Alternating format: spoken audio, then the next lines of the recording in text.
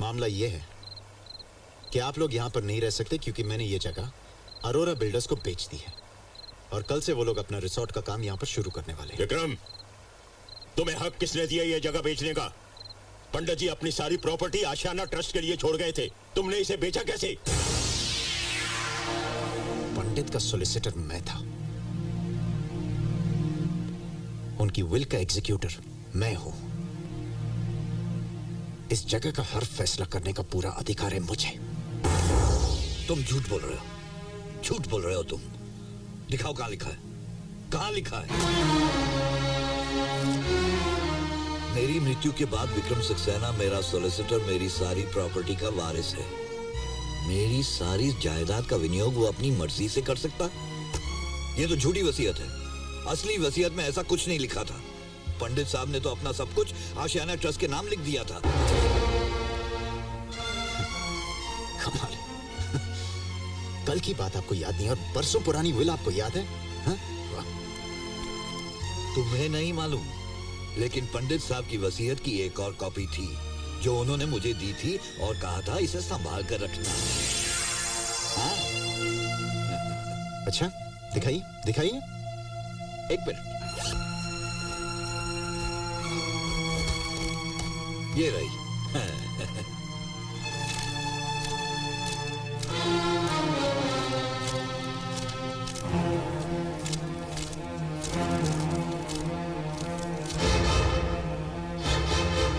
थी, इसमें थी। अच्छी कोशिश थी। Now get out. Get out! अब समझ में आया कि वो हमें काशी क्यों भेज रहा था। हम लोग जब तक वहाँ से वापस आते ये सब तोड़ फोड़ के रख देता। उसने सोचा होगा बुड्ढे हैं सब, चले जाएंगे चुपचाप। उसको क्या पता किससे पाला पड़ा है उसका।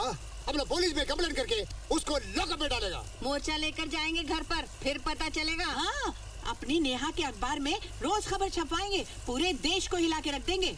अखबार से कुछ नहीं होगा, उसको तो ऐसा हल्ला मचाएंगे कि अरोरा क्या सरकार भी हिल जाएगी। ये तो शुरुआत है। अरे प्रेस को बुलाएंगे, टीवी वालों को बुलाएंगे, वर्ल्ड कवरेज करेंगे और अरोरा के मुंह पे ना असली विल मारेंगे। और देखना मुंह छुपाता फिरेगा हथकड़ी पहनकर। क्यों जी? हम तो वर्ल्ड फेमस हो जाएंगे। मैं कहूँगा अपने पोते से, देख तेरा दादा शाहरुख खान से भी बड़ा हीरो है। कब बोलोगे? हाँ? पोते को यहाँ बुला के लाओगे क्या? अरे पिछले 4 साल में आपके घर से आपके लिए किसी ने पूछा भी है? केशव, सॉरी।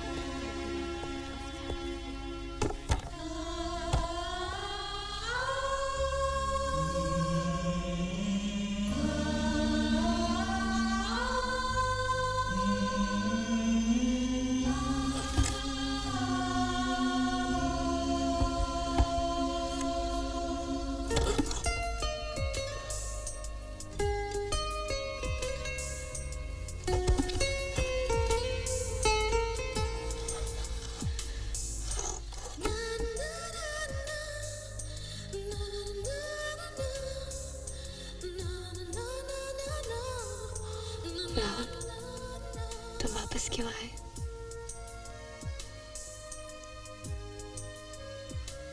झूठ बोल रहा मगर ये सच है। मैं तुम्हारे लिए वापस आया हूँ।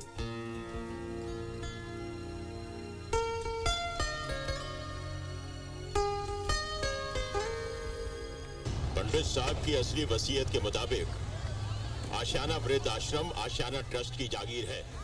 सक्सेना ने असली वसीयतनामा तो कहीं गायब कर दिया है और नकली कागजात बनाकर वो जगह आपको बेच दी है। हम आपको ये बताने आए हैं कि आप वो जगह तोड़ नहीं सकते। देखो मिस्टर, अगर ऐसा था तो आपको पुलिस स्टेशन जाना था, ये अदालत के दरवाजे खटखटाने थे। अब मेरे कान खा के आपको क्या मिलेगा? अब मैं क्या तुम लोगों से सीखूंगा कि मुझे कौन सी जगह खरीदनी चाहिए, कौन सी बिल्डिंग खड़ी करनी चाहिए? है? उस आश्रम को तोड़कर आप इतने सारे लोगों को बेआसरा क्यों कर रहे हैं? मिस्टर अरोड़ा, होटल बनाने के लिए आपको और बहुत सी जगह मिल जाएगी। देखो मैडम, सजेशन लेने की मेरी आदत नहीं है। उस प्रॉपर्टी को तो मैं तोड़ूंगा। आप ऐसा नहीं कर सकते। कौन रोकेगा मुझे? कौन? मैं। ये रहा कोर्ट का स्टे ऑर्डर। अब 7 दिनों तक उसे तोड़ना तो क्या, आप आशियाना के आसपास भी नहीं जा सकते। कौन है ये? एडवोकेट नंदिनी खन्ना। प्रैक्टिस इसलिए छोड़ रखी थी क्योंकि लड़ने लायक कोई मुकदमा ही नहीं मिला था। अब मिल गया है। हमने कोर्ट में यह मुकदमा दायर किया है कि सक्सेना की पेश की हुई वसीयत झूठी थी। अब झूठ और सच का फैसला होने में 7 दिन भी लग सकते हैं या 7 साल भी। Be prepared for that. चलिए।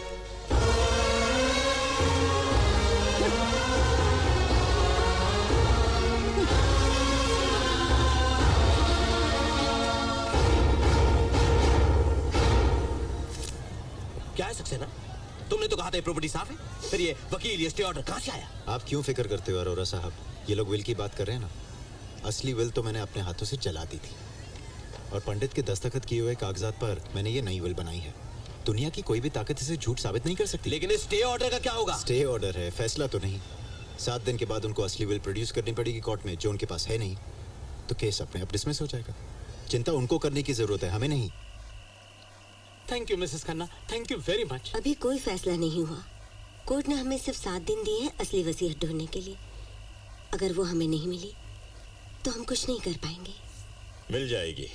हमारे भुलक्कड़ ने कहीं इधर उधर रख दी होगी। अब हम वापस आ गए हैं ना, उसे जरूर याद आ जाएगा। फिर सीधे कोर्ट में। अच्छा, नमस्ते जी। Thank you very much.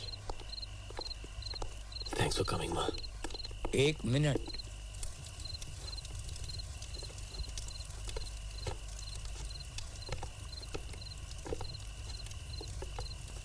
बेटी, तुम वकील हो ना? जी।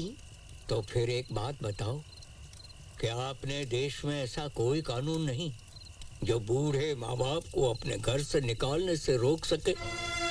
जी, अभी तक तो नहीं है। पर होना चाहिए, होना चाहिए।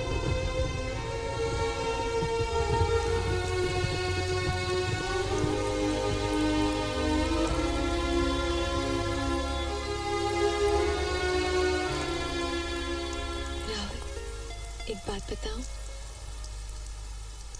तुम एक बहुत अच्छे इंसान हो।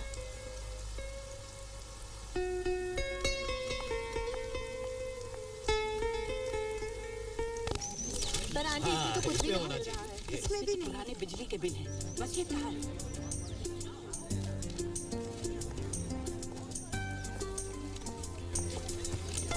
ये भी देखो। अच्छा लगा तो देख लूंगी। अरे वो पुराने स्टैम्प पेपर्स की फाइल कहाँ है? जरा ढूंढो तो। ऊपर नहीं चढ़ना, गिर जाओगे। तुम बोलती क्यों नहीं हो? क्या? That you like me. क्या बकवास कर रहे हो? मैं क्यों तुमसे प्यार करूं? प्यार? मैंने प्यार नहीं कहा। I said like. और जब तुमने पूछ ही लिया तो मैं बता देता हूँ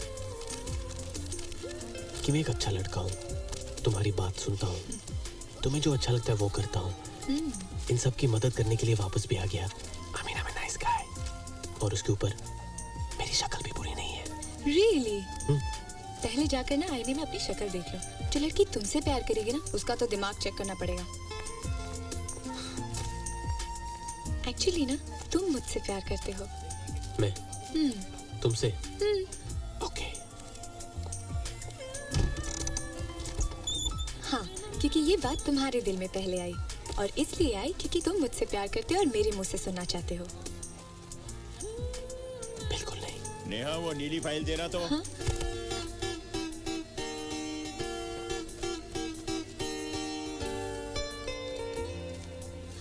वो क्या है ना, मेरे पापा के दादाजी ने 1910 में ये पेपर शुरू किया था। वो एक फ्रीडम फाइटर थे। जानते हो, मेरे पापा ऑक्सफोर्ड में पढ़े। अगले साल मैं भी जाकर वहाँ पढ़ने वाली हूँ।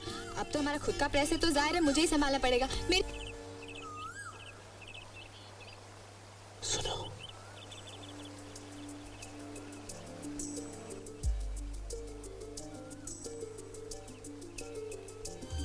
ये यहाँ से ये सड़क आएगी और ये अपना रिजॉर्ट होगा। ये इसका फ्रंट व्यू और ये बैक व्यू, और ये सब जो झाड़ वगैरह है सब बढ़ जाएंगे।